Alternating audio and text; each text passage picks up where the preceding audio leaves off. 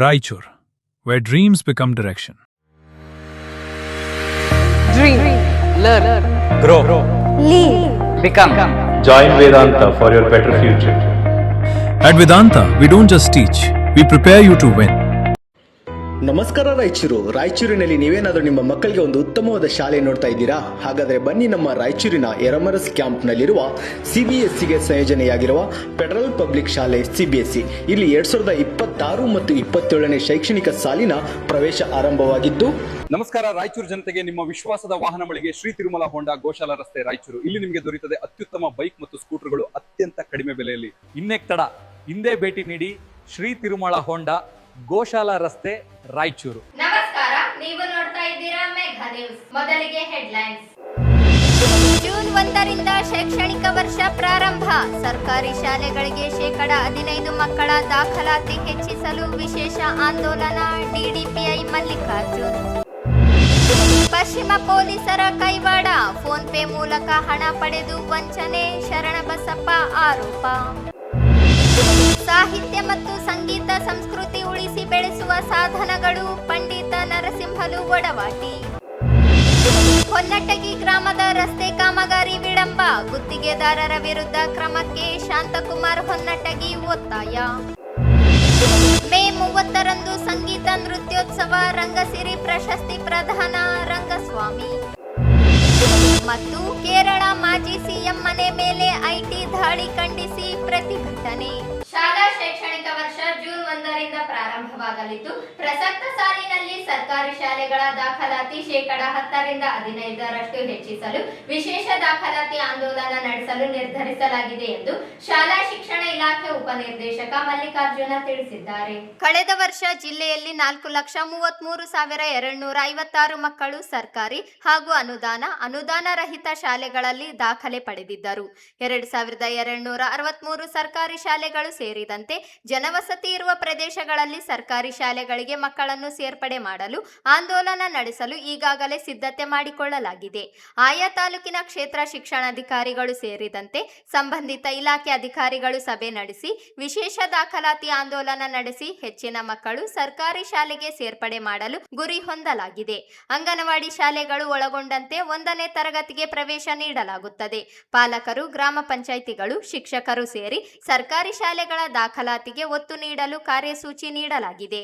ಮಕ್ಕಳು ಸಂಭ್ರಮಿಸಿ ಶಾಲೆಗೆ ಕರೆತರಲು ಶಾಲಾ ಪ್ರಾರಂಭೋತ್ಸವ ನಡೆಸಿ ಶಾಲೆಗಳಿಗೆ ತಳಿರು ತೋರಣ ಕಟ್ಟಿ ಸ್ವಾಗತಿಸಲು ಸಿದ್ಧತೆ ನಡೆಸಲು ಸೂಚಿಸಲಾಗಿದೆ.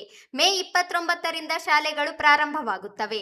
ಜೂನ್ 1ರಿಂದ ಶೈಕ್ಷಣಿಕ ವರ್ಷ ಪ್ರಾರಂಭವಾಗುವುದರಿಂದ ಜಿಲ್ಲೆಯ 5 ಶೈಕ್ಷಣಿಕ ಬ್ಲಾಕ್ಗಳಲ್ಲಿಯೂ ಅದ್ದೂರಿ ಮಕ್ಕಳ ಸ್ವಾಗತಕ್ಕೆ ಸಿದ್ಧತೆ ಕೈಗೊಳ್ಳಲಾಗಿದೆ.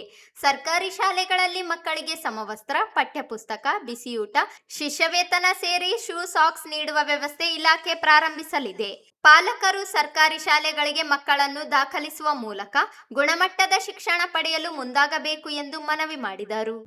ಮಾನ್ಯ ಜಿಲ್ಲಾಧಿಕಾರಿಗಳು ಹಾಗೂ ಮಾನ್ಯ ಮುಖ್ಯ ಕಾರ್ಯದರ್ಶಿಗಳು ಜಿಲ್ಲಾ ಪಂಚಾಯತ್ ರಾಯಚೂರು ಇವರ ನಿರ್ದೇಶನದಂತೆ ಈ ವರ್ಷ ಶಾಲಾ ಶೈಕ್ಷಣಿಕ ಪ್ರಾರಂಭೋತ್ಸವವನ್ನು ಹಮ್ಮಿಕೊಳ್ಳಲಾಗುವುದು.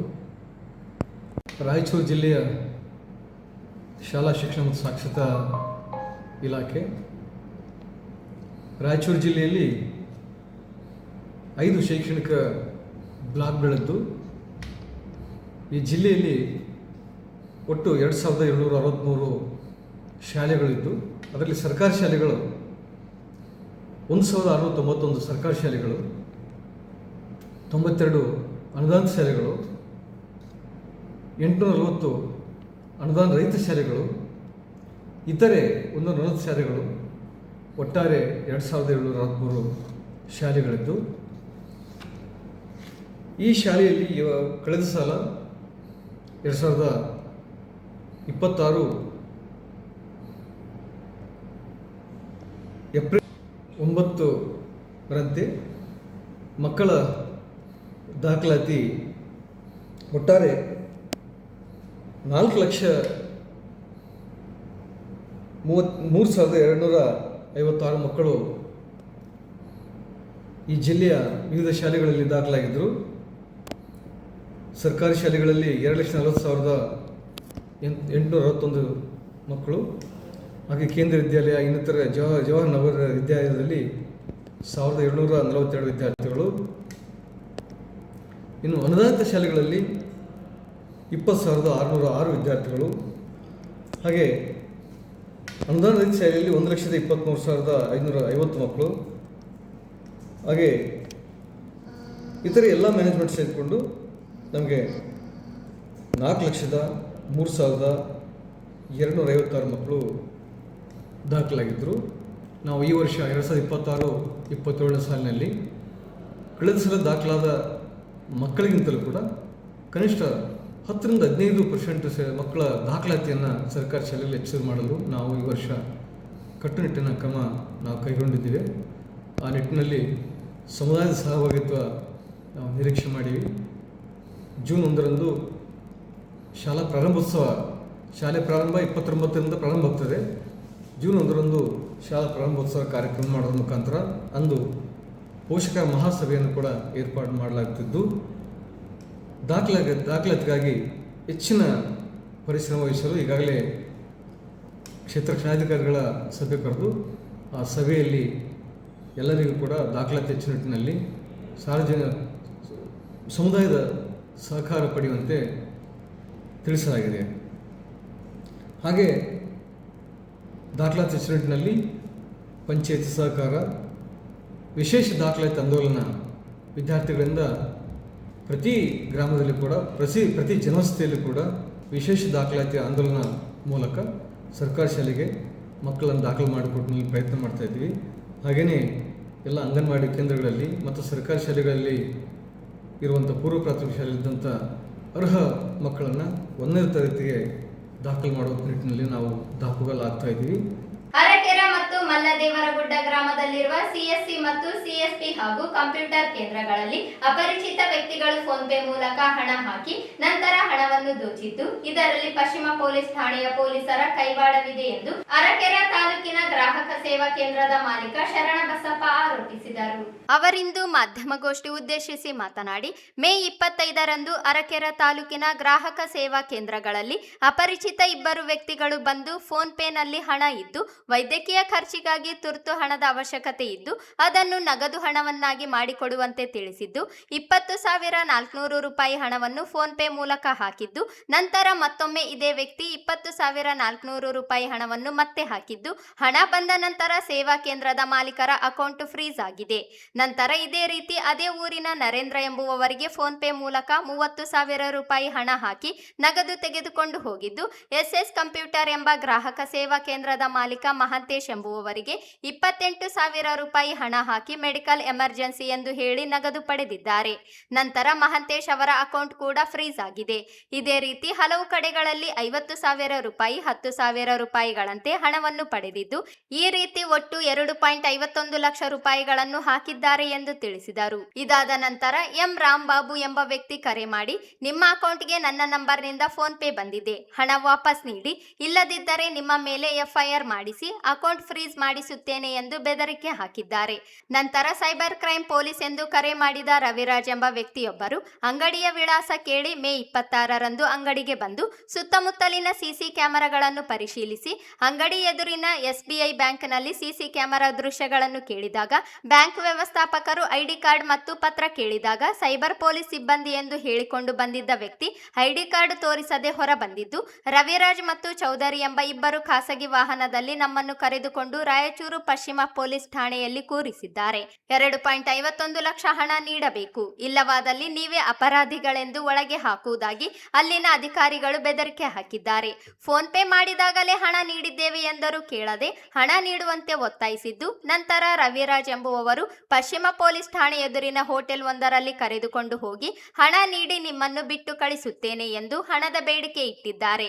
ಬೆಳಿಗ್ಗೆ 10 ಗಂಟೆಯಿಂದ ರಾತ್ರಿ 9 ಗಂಟೆಯವರೆಗೆ ನಮ್ಮನ್ನು ಪಶ್ಚಿಮ ಪೊಲೀಸ್ ಠಾಣೆಯಲ್ಲಿ ಕೂರಿಸಿಕೊಂಡು ಮುಚ್ಚಳಿಕೆ ಪತ್ರ ಬರೆಸಿಕೊಂಡು ಕಳುಹಿಸಿದ್ದಾರೆ ಎಂದರು. ಈ ಬಗ್ಗೆ ದೇವದುರ್ಗ ಠಾಣೆಗೆ ದೂರು ನೀಡಲು ಹೋದಾಗ ಅಲ್ಲಿನ ಪಿಎಸ್ಐ ಮಂಜುನಾಥ್ ಸಿಲ್ವಾರಿ ಅವರು ಇಂತಹ ಬಹಳಷ್ಟು ಕೇಸ್ಗಳು ಬರುತ್ತವೆ, ದೂರು ತೆಗೆದುಕೊಳ್ಳುವುದಿಲ್ಲ ಎಂದು ಹೇಳಿದ್ದು, ಕೂಡಲೇ ನಮ್ಮ ಅಕೌಂಟ್ ಅನ್ಫ್ರೀಸ್ ಮಾಡುವಂತೆ ಎಸ್ಪಿ ಅವರಿಗೆ ಮನವಿ ಸಲ್ಲಿಸಲಾಗುವುದು ಮತ್ತು ಸೈಬರ್ ಠಾಣೆಗೆ ದೂರು ಸಲ್ಲಿಸುತ್ತೇವೆ ಎಂದು ಹೇಳಿದರು. 25 ತಾರೀಕಿಗೆ ಬೆಳಿಗ್ಗೆ 9 ಗಂಟೆಗೆ ಮಲ್ಲದೇವರಗುಡ್ಡದಲ್ಲಿ ಒಂದು ಇಬ್ಬರು ಅಪರಿಚಿತ ವ್ಯಕ್ತಿಗಳು ಬಂದು ನಮಗೆ ಫೋನ್ಪೇ ಮಾಡ್ತೀನಿ, ನಮಗೆ ಹಣ ಬೇಕಾಗಿದೆ, ಮೆಡಿಕಲ್ ಎಮರ್ಜೆನ್ಸಿ ಇದೆ, ನಮ್ಮ ಮನೆ ಹೆಣ್ಮಕ್ಳು ಅಡ್ಮಿಟ್ ಮಾಡಿದ್ವಿ, ತುಂಬ ಅವಶ್ಯಕತೆ ಇದೆ, 20,000 ಅಂದ್ಬಿಟ್ಟು ಟೋಟಲ್ ಒಂದು 70,000ವರೆಗೆ ತಂದೆ ಮಗ ಅಮೌಂಟ್ ಫೋನ್ಪೇ ಮಾಡಿ ಹಣವನ್ನು ತೆಗೆದುಕೊಂಡು ಹೋಗಿರ್ತಾರೆ 9:30ವರೆಗೆ. ಮತ್ತು ಅರಕೆರೆಯಲ್ಲಿ ಬಂದ್ಬಿಟ್ಟು 10:10ವರೆಗೆ ಬಂದಿರ್ತಾರೆ ಸರ್. ಅರಕೆರೆಯಲ್ಲಿ ಬಂದು ಇನ್ನೊಂದು ಅಂಗಡಿ ವಿಸಿಟ್ ಮಾಡಿ, ಮಾಂತೇಶ್ವರ ಅಂಗಡಿ ವಿಸಿಟ್ ಮಾಡಿ, CS ಸೆಂಟರ್ ವಿಸಿಟ್ ಮಾಡಿ 28,000 ಫೋನ್ಪೇ ಮಾಡಿ ಹಣವನ್ನು ತೆಗೆದುಕೊಂಡು ಹೋಗಿರ್ತಾರೆ. ನಮ್ಮ ಶಾಪ್ನಲ್ಲಿ ಬಂದು 1,53,000 ಫೋನ್ಪೇ ಮಾಡಿ ಹಣವನ್ನು ತೆಗೆದುಕೊಂಡು ಹೋಗಿರ್ತಾರೆ. ಯಾವುದು? Arakere sir, Vishwanatha ATM banks ಅಂತೇಳಿ ಅಮೌಂಟ್ ತೆಗೆದುಕೊಂಡು ಹೋಗಿರ್ತಾರೆ. ಆಮೇಲೆ ಮಧ್ಯಾಹ್ನದಲ್ಲಿ ಮತ್ತೆ ಅವರು ಫೋನ್ ಮಾಡ್ತಿರ್ತಾರೆ, ಒಂದು ಅಮೌಂಟ್ ಹಿಂಗೆ ಹೋಗಿದೆ, ಕುರಿ ವ್ಯಾಪಾರ, ನಾವು ಕುರಿ ಅಮೌಂಟ್ ಹಿಂಗೆ ಹಾಕಿದ್ವಿ, ವಾಪಸ್ ಕೊಡಿ ಅಂತೇಳಿ ಅಮೌಂಟ್ ಕೇಳ್ತಾರೆ ಸರ್. ಫೋನ್ ಮಾಡಿ ನಮಗೆ ಅಪರಿಚಿತ ಅವ್ರಿಗೆ ರೆಕಾರ್ಡಿಂಗ್ ಇದೆ ಸರ್. ಅವ್ರು ಕೇಳಿದಾಗ ನಮಗಿಲ್ಲ, ಈ ಥರ ಫೋನ್ಪೇ ಮಾಡಿದ್ರು ಅಮೌಂಟ್ ತೊಗೊಂಡಿದ್ದು ಹೋಗಿದ್ದಾರೆ, ನಮ್ಮ ಹತ್ರ ಎಲ್ಲ ಪ್ರೂಫ್ ಇದಾವೆ ಅಂತ ಹೇಳಿದ್ವಿ ಸರ್. ಮತ್ತು ರಾತ್ರಿ ಫೋನ್ ಮಾಡಿಬಿಟ್ಟು ಸೈಬರ್ ಕ್ರೈಮಿಂದ ನಾವು ಅಮೌಂಟ್ ನಿಮ್ಮ ಹತ್ರ ಬಂದಿದೆ, ಹೆಂಗೆ ಬಂದರೆ ಹೆಂಗಿಲ್ಲ, ನಮ್ಮದು CC ಕ್ಯಾಮ್ರಾ ಎಲ್ಲ ಇದೆ ಸರ್, ನಮ್ಮದು ಊರು ಅರಕೆರ, ಈ ಥರ ಇಬ್ಬರು ಅಪರಿಚಿತ ಬಂದರು, ಈ ಥರ ಎಲ್ಲ ಬಂದರು ತೊಗೊಂಡೋಗಿರಿ ಸರ್, ಕ್ಯಾಶ್ ತೊಗೊಂಡೋಗ್ಬಿಟ್ರೆ ಸರ್ ಅಂತಂದ್ವಿ. ಪೊಲೀಸ್ ಸ್ಟೇಷನ್ಗೆ ಬರ್ಬೇಕಾಗ್ತಂದ್ರೆ ಆಯಿತು, ನಿಮ್ಗೆ ಯಾವುದೇ ಸಂಪೂರ್ಣ ನಾವು ಸಹಕಾರ ಮಾಡ್ತೀವಿ ಸರ್, ನಾವು ಬಂದಿರ್ತೀವಿ, ಯಾವಾಗ ಕೇಳಿ ಬರ್ತೀವಿ ಅಂತ ಎಲ್ಲಾದರೂ ಇರ್ತಾರೆ, ಆ ಕಡೆ ಕೂಡ ಇದೆ ಸರ್, ಬರ್ತೀವಿ. ಬೆಳಿಗ್ಗೆ ನಾವೇನು ಮಾಡಿ ಅಮೌಂಟ್, ನಮ್ಮದು ಅಮೌಂಟ್ ಏನಾಗಿದೆ, ನೀವು ಈಗ ನಮ್ಗೆ ಏನು ಹಾಕಿತ್ತು ಅಮೌಂಟ್ ಸಾಯಂಕಾಲ ಅಮೌಂಟು ನಮ್ಮ ಅಕೌಂಟಲ್ಲಿ ದುಡ್ಡಿಲ್ಲ ಸರ್. ಸಾಯಂಕಾಲ ಅಮೌಂಟ್ ನಮ್ಮ ಅವ್ರು ಎಷ್ಟು ಹಾಕಿದ್ರೆ 1,50,000 ಸರ್, ನಮಗೆ ಹಾಕಿದ್ದು ನಮ್ಮ ಅಕೌಂಟ್ನಾಗ ದುಡ್ಡಿಲ್ಲ. ಇವ್ರು ಎಷ್ಟು ಹಾಕಿದ್ರೆ ಅಷ್ಟು ಅಮೌಂಟ್ ದುಡ್ಡಿಲ್ಲ. ಟೋಟಲ್ 2,51,000 ಮಾಡಿದೆ. 45 ನಿಮಿಷದಲ್ಲಿ 2,51,000 ಫೋನ್ಪೇ ಮಾಡಿ ಹಣ ತೆಗೆದುಕೊಂಡಿರ್ತಾರೆ. ಬಟ್ ನಮ್ಮ ಅಮೌಂಟಿನಲ್ಲಿ ಕಟ್ ಆಗಿರ್ತಾರೆ ಸಾಯಂಕಾಲ. ಇವಾಗ ನಾವೇನು ಮಾಡ್ತೀವಿ, ಬೆಳಿಗ್ಗೆನೇ ಇದು ದೇವ್ರ ಸ್ಟೇಷನ್ಗೆ ಹೋಗ್ಬೇಕಂತೆ ಬೆಳಿಗ್ಗೆನೇ ನಮ್ಮ ಶಾಪಿಗೆ ಹೋಗಿ ನಮ್ಮ ಶಾಪಿನ ಡಾಕ್ಯುಮೆಂಟ್ಸ್ ಎಲ್ಲ ತಗೊಂಡು ಯಾವ ಥರ ಏನು ತಗೊಂಡು ದೇವ್ರ ಸ್ಟೇಷನ್ಗೆ ಹೋಗ್ಬೇಕಂತ ನಾವು ರೆಡಿ ಇರ್ತೀವಿ.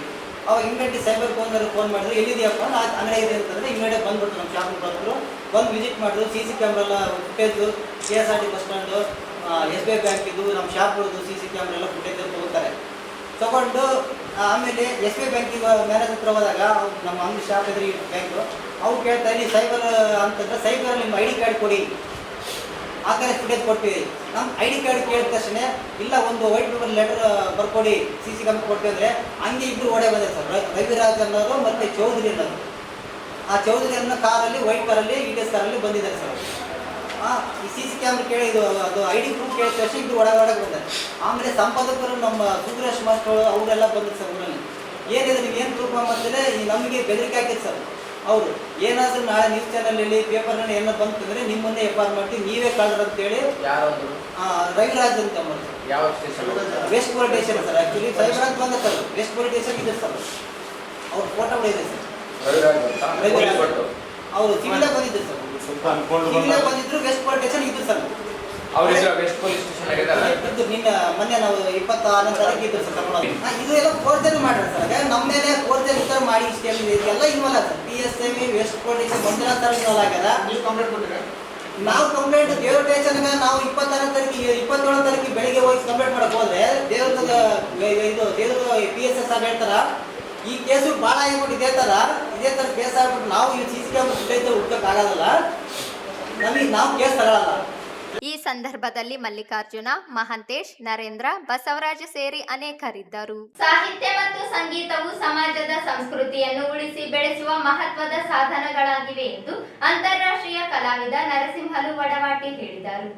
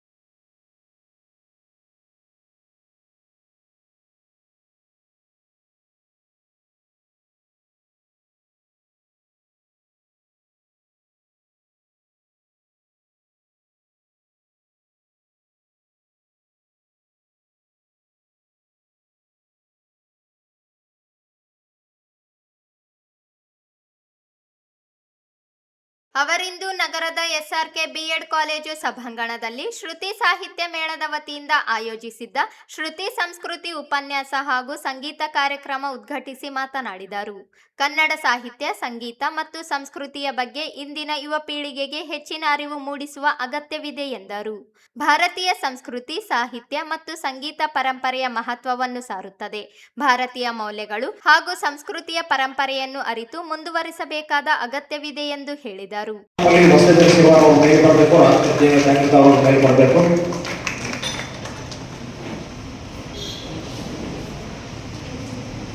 ವಿಶ್ವನಾಥ್ ಶಾಸ್ತ್ರಿ ಸರ್ ಅವರು ಮೇಲ್ ಮಾಡಬೇಕು.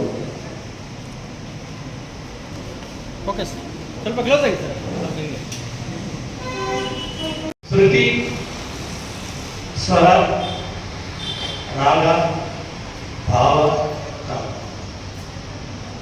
ಇಷ್ಟು ಸೇರಿ ಸಂಗೀತ ಆಗ್ತದೆ. ಈಗ ನಾವು ಉದ್ಘಾಟನಾ ಸಮಾರಂಭ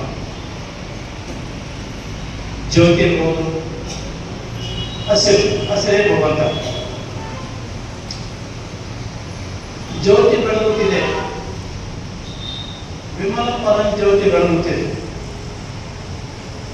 ಮಾತು ಮನಗಳಿಂದ ಅರ್ಥಪ್ತ ಮೇಲಿನ ಸಾತಿಶಯದ ನಿರುಪಾಧಿಕ ನಿರ್ಮಲ ಜ್ಯೋತಿ ಬೆಳಗುತ್ತಿದೆ.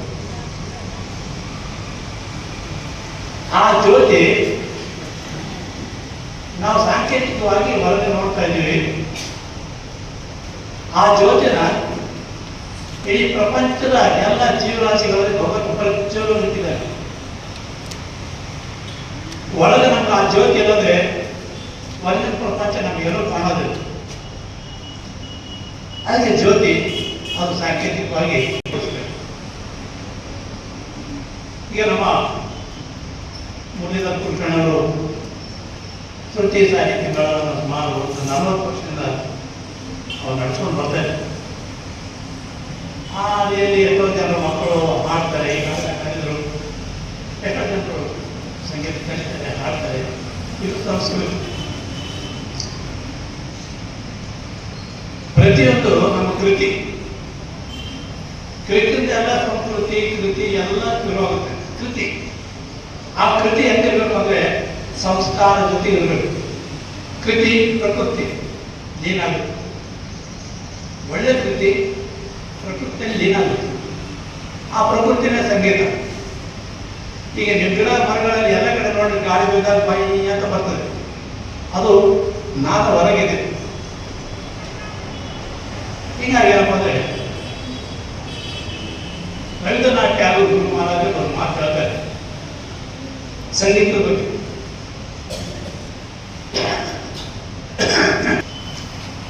ಪರ್ವತಗಳಲ್ಲಿ ಸಣ್ಣದಾಗಿ ಜಲೆ ಉಟ್ಕೊಳ್ತದೆ. ಅದು ಮುಂದೆ ಬರ್ತಾ ಬರ್ತಾ ಬರ್ತಾ ಬರ್ತಾ ದೊಡ್ಡ ನದಿಯಾಗಿ ಅದು ಸಮುದ್ರ ಸೇರಿಕೊಳ್ತದೆ.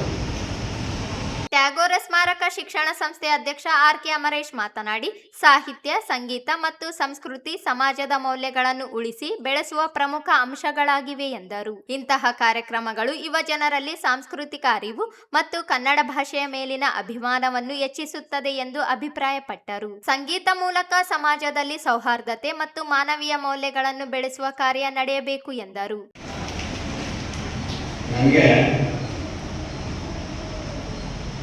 ಮುರಳೀಧರ್ ಕುಲಕರ್ಣಿ ಅವರು ಬಂದು ಈ ಕಾರ್ಯಕ್ರಮಕ್ಕೆ ತಾವು ಅಧ್ಯಕ್ಷ ಆಗಬೇಕಂತ ಕೇಳಿದಾಗ ನಾನು ಮೊದಲು ಏನು ಪ್ರೋಗ್ರಾಮ್ ಸಾರ್ತಂದ್ರೆ ಈ ಶ್ರುತಿ ಸಂಸ್ಕೃತಿ ಕಾರ್ಯಕ್ರಮ ಅಂದು ನಾನು ಒಂದು ಸೆಕೆಂಡ್ ಶಾಕ್ ಆದೆ.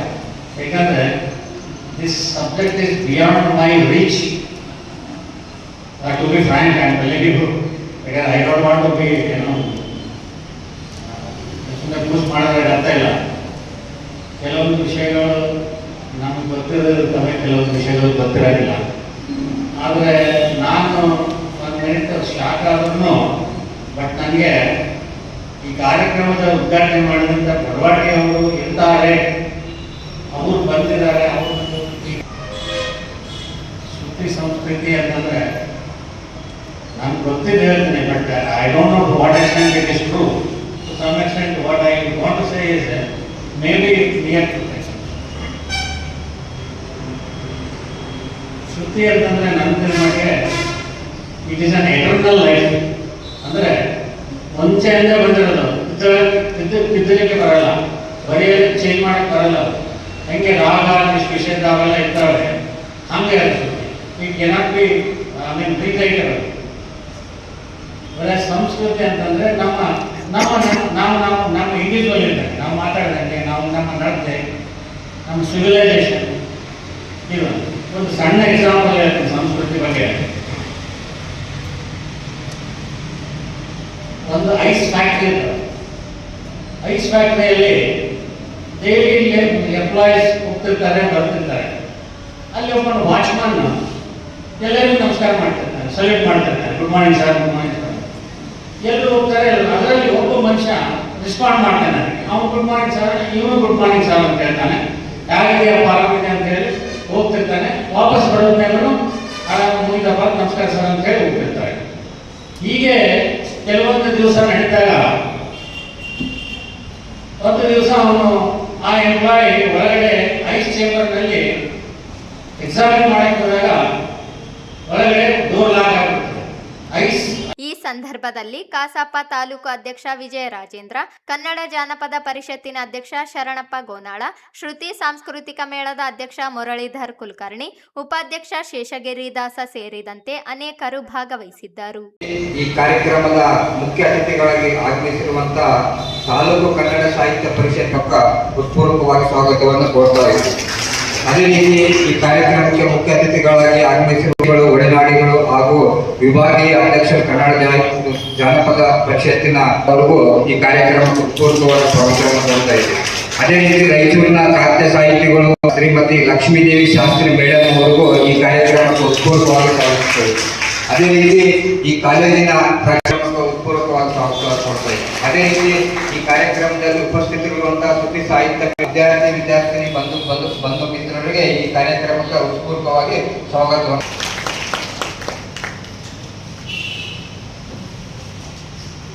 ಶ್ರುತಿ ಸಂಸ್ಕೃತಿ ಭಾಗವಹಿಸಿದಂತ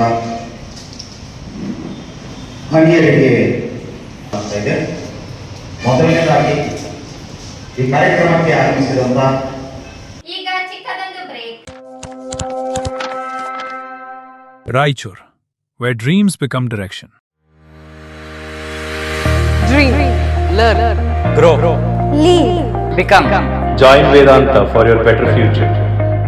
At Vedanta, we don't just teach, we prepare you to win. Science or commerce, BBA, BCA or BCom, your journey starts here. JEE, NEET, CA foundations from expert faculty with proven results. District topper from last 7 years, consistent results, trusted by Raichur. Don't just study, build your future.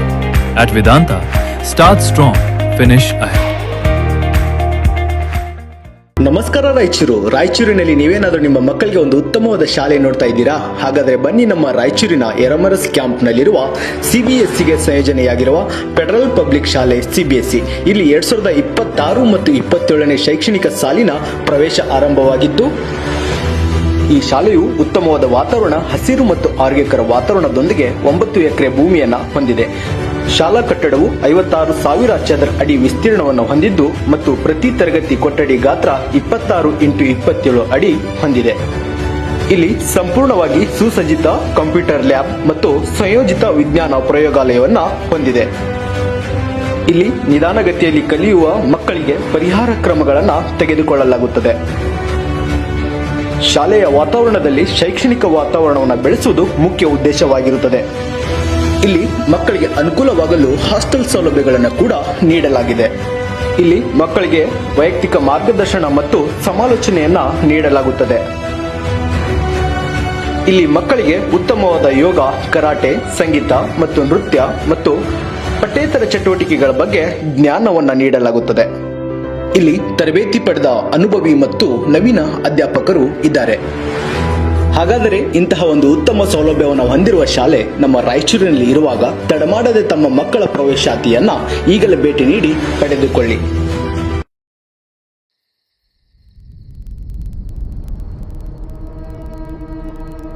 ನಮಸ್ಕಾರ ರಾಯಚೂರು ಜನತೆಗೆ ನಿಮ್ಮ ವಿಶ್ವಾಸದ ವಾಹನ ಮಳಿಗೆ ಶ್ರೀ ತಿರುಮಲ ಹೋಂಡಾ ಗೋಶಾಲ ರಸ್ತೆ ರಾಯಚೂರು. ಇಲ್ಲಿ ನಿಮಗೆ ದೊರೆಯುತ್ತದೆ ಅತ್ಯುತ್ತಮ ಬೈಕ್ ಮತ್ತು ಸ್ಕೂಟರ್ಗಳು ಅತ್ಯಂತ ಕಡಿಮೆ ಬೆಲೆಯಲ್ಲಿ. ನಮ್ಮ ಶೋರೂಮ್ ನಲ್ಲಿ ಹೋಂಡಾ ಶೈನ್, ಹೋಂಡಾ ಯೂನಿಕಾರ್ನ್, SP 125, ಶೈನ್ 100, ಹೋಂಡಾ ಹಾರ್ನೆಟ್, ಲಿವೋ 110 ಬೈಕ್ಗಳು ಮತ್ತು ಡಿಯೋ ಸ್ಕೂಟಿ, ಆಕ್ಟಿವಾ ಸ್ಕೂಟಿ, ಹೋಂಡಾದ ಅತ್ಯುತ್ತಮ ಬೈಕ್ಗಳು ಮತ್ತು ಸ್ಕೂಟರ್ ಮಾದರಿಗಳು ಇವೆಲ್ಲವೂ ಒಂದೇ ಶೋರೂಮ್ ನಲ್ಲಿ ಅತ್ಯುತ್ತಮ ಆಫರ್ಗಳೊಂದಿಗೆ. ಇದು ಹೋಂಡಾ ಶೈನ್ 100 2B. ರೈತರು, ಕೂಲಿ ಕಾರ್ಮಿಕರು ಮತ್ತು ಉದ್ಯೋಗಿಗಳೇ ನಂಬಿಕೆಯ ಸಂಗಾತಿ. ಇದರ ಎಕ್ಸ್-ಶೋರೂಮ್ ಬೆಲೆ 66,789 ರೂಪಾಯಿಗಳು ಮಾತ್ರ. ಇದು ನೋಡಿ ಹೋಂಡಾ ಶೈನ್ 100 DX. ಹೆಚ್ಚು ಮೈಲೇಜ್, ಕಡಿಮೆ ಖರ್ಚು. ಇದರ ಎಕ್ಸ್-ಶೋರೂಮ್ ಬೆಲೆ 71,743 ರೂಪಾಯಿ ಮಾತ್ರ. ಶೈನ್ 100 2B ಮೇಲೆ 8,100 ರೂಪಾಯಿವರೆಗೆ ಮತ್ತು ಶೈನ್ 100 DX ಮೇಲೆ 2,500 ರೂಪಾಯಿವರೆಗೆ ಡಿಸ್ಕೌಂಟ್.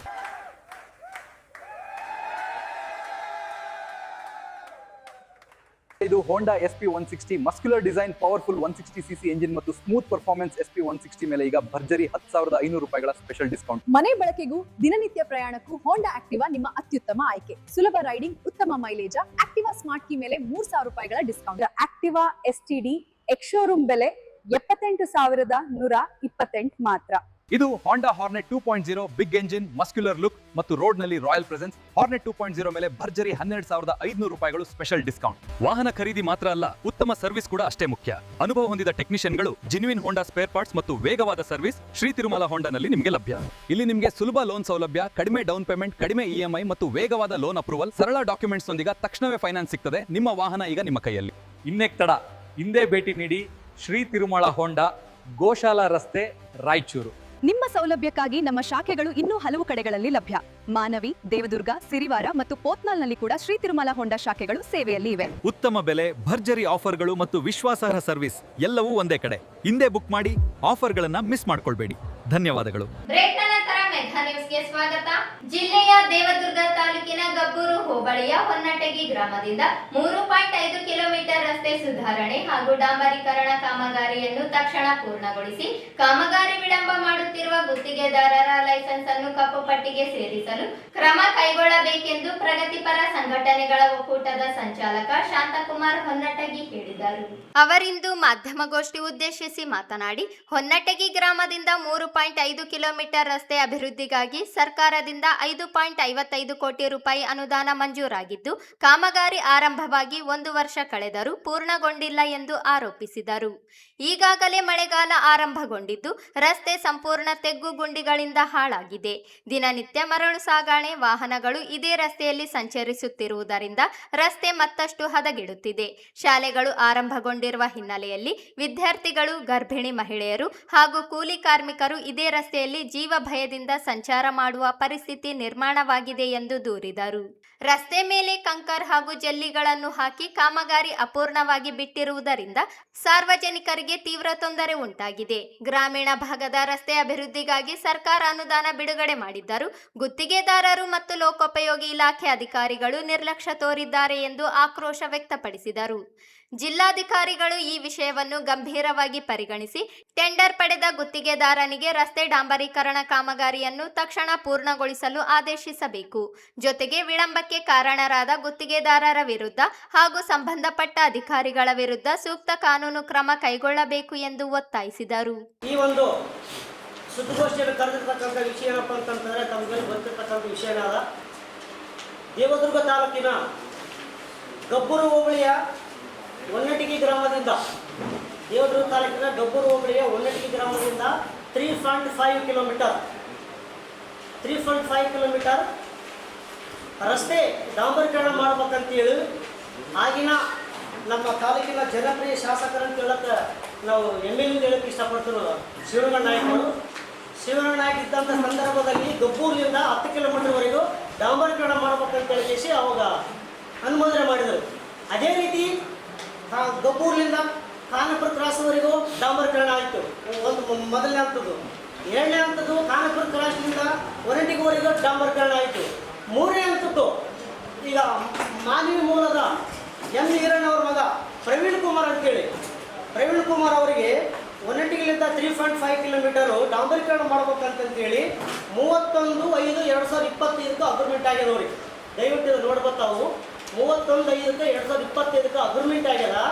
ಇನ್ನಿದುವರೆಗಾದರೂ ಕಾಮಗಾರಿ ಏನಾಗಿದೆ ಅಂತಂದ್ರೆ ಇನ್ನೂ 1 ವರ್ಷದ ಸಹ ಆ ಕಾಮಗಾರಿ ಮುಗಿಯುವಂಥ ಪರಿಸ್ಥಿತಿ ಇಲ್ಲ. ಅಲ್ಲಿ ಜಲ್ಲಿ ಗಂಟೆಗಳು ಹಾಕಿಬಿಟ್ರ, ಬೇಕಾದಕ್ಕೆ ಜಲ್ಲ ಗಂಟೆಗಳು ಹಾಕ್ಯಾರ. ದಿನನಿತ್ಯ ನೂರಾರು ಅಲ್ಲಿ ವಾಹನ ಸವಾರರು ತಿರುಗಾಡಕತ್ತಾರ. ಮೊನ್ನೆ ಬಿತ್ತಿಗೆ ಒಬ್ಬರು ಕೊಟ್ಟಿದ್ರು. ಸರ್ಕಾರ ಏನಾಗಿಬಿಟ್ಟಿದಪ್ಪ ಅಂತಂತಂದರೆ, ಈ ಲೋಕೋಪಯೋಗಿ ಇಲಾಖೆ ಅಧಿಕಾರಿಗಳ ಒಂದು ಬೇಜವಾಬ್ದಾರಿ, ಅವರೊಂದು ಕೆಟ್ಟ ನಡೆ ಅಂತ ಹೇಳಿ ನಾನು ಈ ಸುದ್ದಿಗೋಷ್ಠಿ ಮೂಲಕ ನಾನು ಖಂಡಿಸ್ತೀನಿ. ಗ್ರಾಮೀಣ ಭಾಗದಲ್ಲಿ ರಸ್ತೆಗಳು ಅಭಿವೃದ್ಧಿ ಆಗಲು ಅಂತ ಸರ್ಕಾರ ಕೋಟಿಗಟ್ಟಲೆ ಅನುದಾನ ಬಿಡುಗಡೆ ಮಾಡಿದರು. ಈ ಅಧಿಕಾರಿಗಳ ಒಂದು ವಿಳಂಬತನದಿಂದ ರಸ್ತೆ ಇನ್ನೂ ಹಾಗೆ ಉಳಿದಿದೆ, ಡಾಂಬರೀಕರಣ ಆಗಿಲ್ಲ. ಆ ರಸ್ತೆ ಮೇಲೆ ಜಲ್ಲಿ ಕಟ್ಟೆ ಹಾಕ್ಯಾರ. ದಿನನಿತ್ಯ ವಾಹನ ಸವಾರರು ಅಲ್ಲಿ ಒಂದು ಅಲೆದಾಡುವಂಥ ಪರಿಸ್ಥಿತಿ ಆಗ್ಯದ. ಹಾಗೂ ಅದೇ ರೀತಿಯಾಗಿ ಇವತ್ತಿನಿಂದ ಇಡೀ ರಾಜ್ಯದಂಥ ಶಾಲೆಗಳು ಸಹ ಈಗ ಪ್ರಾರಂಭ ಆಗ್ಯಾವ. ಈಗ ಮಕ್ಕಳು ಶಾಲೆಗೆ ಹೋಗ್ಬೇಕಾದ್ರೆ ಹರಿದಾಡ್ತಾರೆ. ಮತ್ತೆ ಮುಂಗಾರು ಈಗ ಮಳೆ ಸಹ ಆರಂಭವಾಗ್ತೀಗ. ಈ ಮಳೆಗಾಲದಲ್ಲಿ ಈಗ ಅಲ್ಲಿ ಡಾಂಬರೀಕರಣ ಮಾಡಿದರೆ ಅಲ್ಲಿ ಸಂಪೂರ್ಣವಾಗಿ ಅದೊಂದು ಕಳಪೆ ಆಗೋದ್ರಲ್ಲಿ ಅನುಮಾನ ಇಲ್ಲ. ಆದ್ದರಿಂದ ಈ ಸುದ್ದಿಗೋಷ್ಠಿ ಮೂಲಕ ನಾನು ಮನೆ ಜಿಲ್ಲಾಧಿಕಾರಿಗಳಲ್ಲಿ ನಾನು ಸರ್ಕಾರಕ್ಕೆ ನಾನು ಮನವಿ ಮಾಡಿಕೊಡ್ತೀನಿ. ಕೂಡಲೇ ಇದ್ರ ಬಗ್ಗೆ ಗಂಭೀರವಾಗಿ ಪರಿಗಣಿಸಿ 3.5 ಕಿಲೋಮೀಟರನ್ನು ಕೂಡಲೇ ಡಾಂಬರೀಕರಣ ಮಾಡಿಸಿ ನೆಮ್ಮದಿಯಾಗಿ ಸಾರ್ವಜನಿಕ ನೆಮ್ಮದಿ ತಿರುಗಾಡಲು ಅವಕಾಶ ಮಾಡಿಕೊಡ್ಬೇಕಂತೇಳಿ ಈ ಸುದ್ದಿಗೋಷ್ಠಿ ಮೂಲಕ ನಾನು ಒತ್ತಾಯ ಮಾಡ್ತೀನಿ.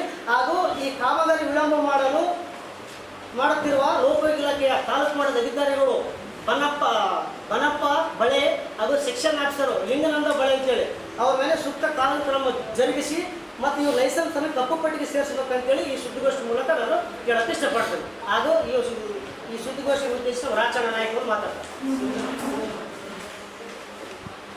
ಈ ಸಂದರ್ಭದಲ್ಲಿ ರಾಚಣ್ಣ ನಾಯಕ, ಮೂರ್ತಿ ನಾಯಕ್, ಈಶಪ್ಪ ಮದರಕಲ್, ಬನ್ನಪ್ಪ ಬಸವಂತಪುರ, ಹುಲಿಗೆಪ್ಪ, ಹನುಮಂತರಾಯ ಸೇರಿದಂತೆ ಹಲವರು ಉಪಸ್ಥಿತರಿದ್ದರು.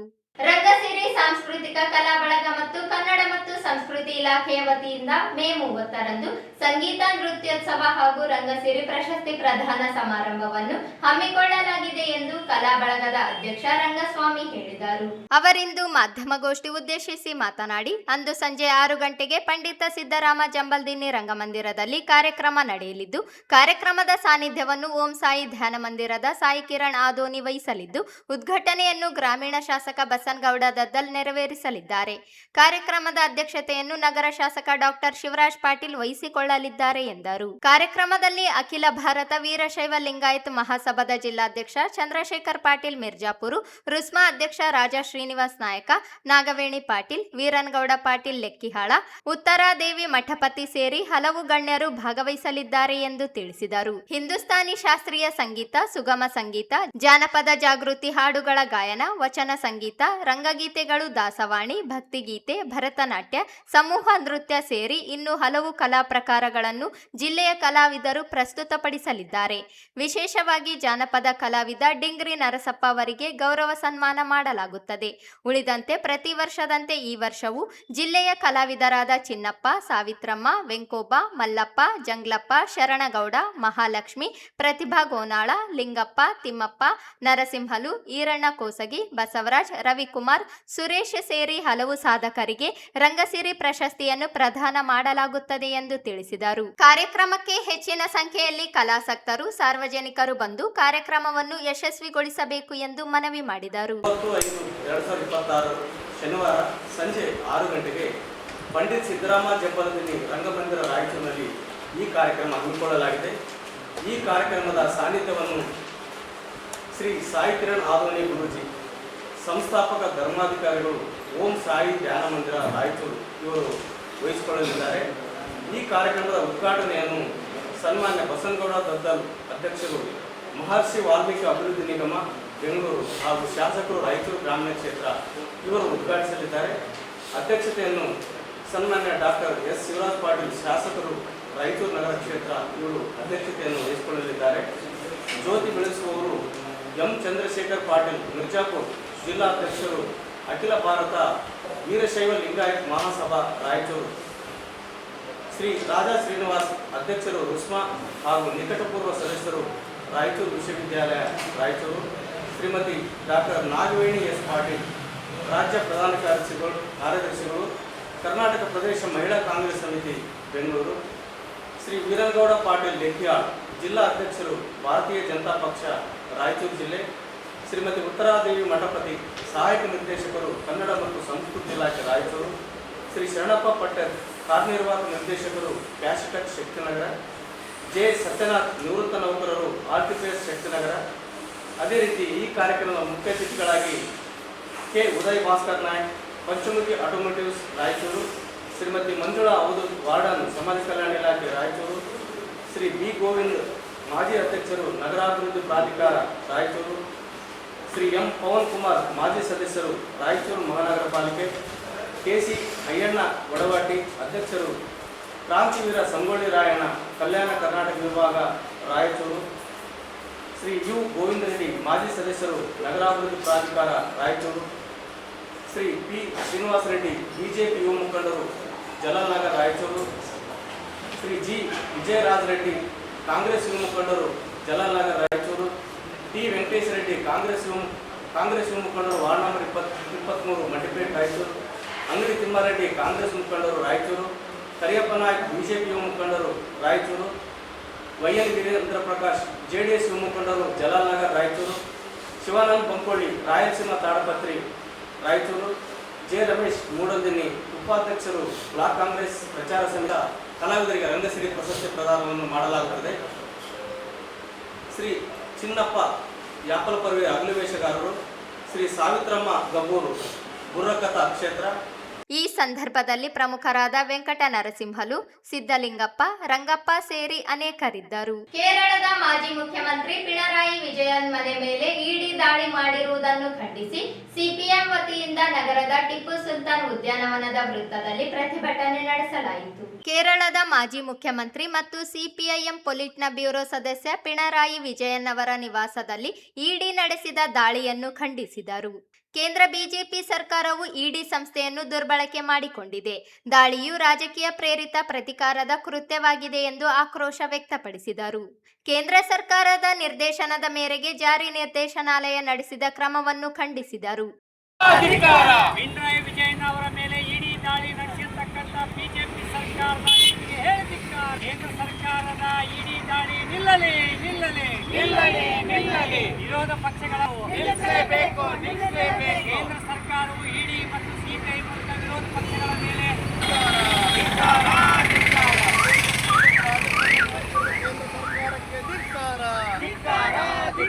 ದೇಶಪೂರ್ವಕವಾಗಿ ಇಡಿಯನ್ನು ದುರ್ಬಳಕೆ ಮಾಡುತ್ತಿರುವ ಕೇಂದ್ರ ಸರ್ಕಾರದ ನೀತಿಗೆ ಧಿಕ್ಕಾರ.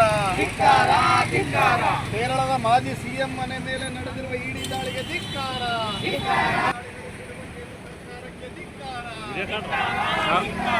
ದುರುಪಯೋಗಪಡಿಸಿಕೊಳ್ಳುತ್ತಿರುವ ಕೇಂದ್ರ ಸರ್ಕಾರಕ್ಕೆ ಧಿಕ್ಕಾರ. ಸಿಪಿಐಎಂ ಜಿಂದಾಬಾದ್. ಉದ್ದೇಶಪೂರ್ವಕವಾಗಿ ಈ ದಾಳಿಯನ್ನು ಧಿಕ್ಕಾರ.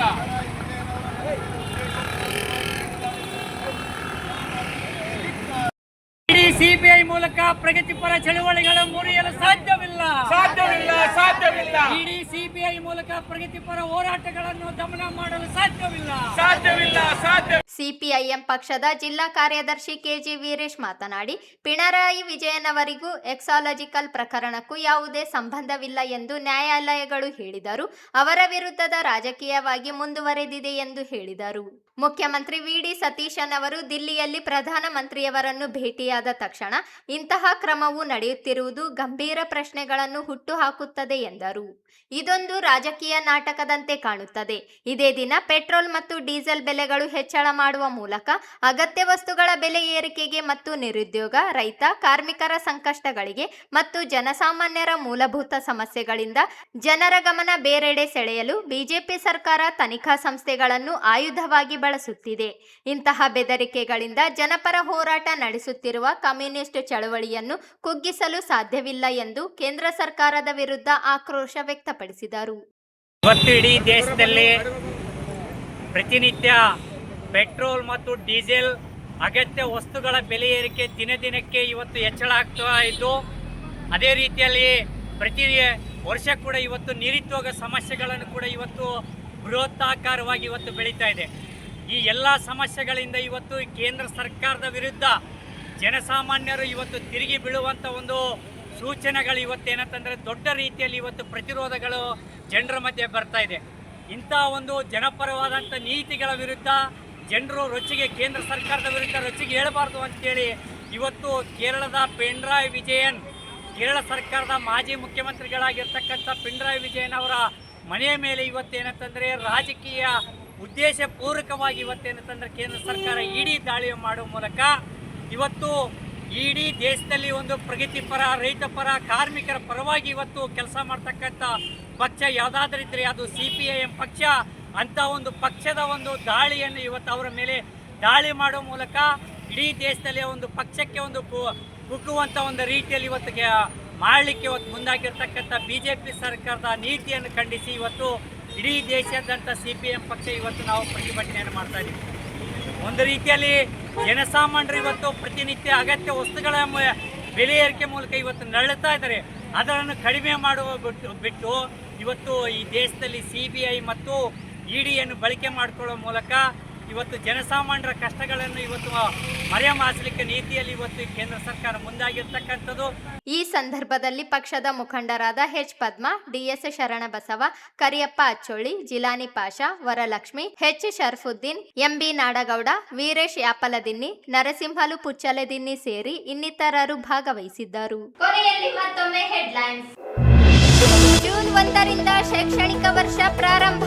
ಸರ್ಕಾರಿ ಶಾಲೆಗಳಿಗೆ 15% ಮಕ್ಕಳ ದಾಖಲಾತಿ ಹೆಚ್ಚಿಸಲು ವಿಶೇಷ ಆಂದೋಲನ. DDPI ಮಲ್ಲಿಕಾರ್ಜುನ್. ಪಶ್ಚಿಮ ಪೊಲೀಸರ ಕೈವಾಡ. ಫೋನ್ ಪೇ ಮೂಲಕ ಹಣ ಪಡೆದು ವಂಚನೆ. ಶರಣಬಸಪ್ಪ ಆರೋಪ. ಸಾಹಿತ್ಯ ಮತ್ತು ಸಂಗೀತ ಸಂಸ್ಕೃತಿ ಉಳಿಸಿ ಬೆಳೆಸುವ ಸಾಧನಗಳು. ಪಂಡಿತ ನರಸಿಂಹಲು ಒಡವಾಟಿ.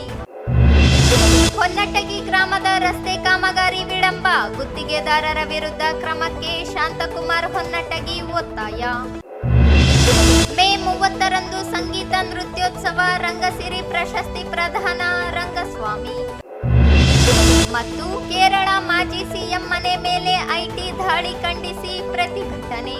ಇದಿಷ್ಟು ಇವತ್ತಿನ ಸುದ್ದಿಗಳು. ಪ್ರಮುಖ ಸುದ್ದಿಗಳಿಗಾಗಿ ನೋಡ್ತಾ ಇರಿ ಮೆಗಾ ನ್ಯೂಸ್.